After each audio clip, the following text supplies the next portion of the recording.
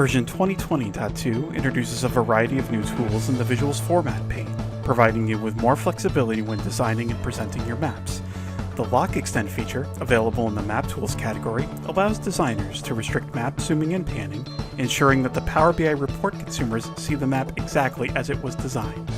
When the map extend is locked, interactions with the other visuals are also restricted. The new Layers list, or table of contents, can be pinned to the map, so it's always visible to users. You can specify its position on the map, or turn it off altogether.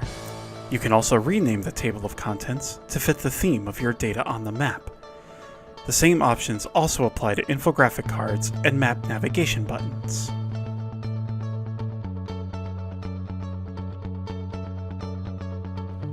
In version 2020.2, you can refine the location of your data by specifying the country in which it's located.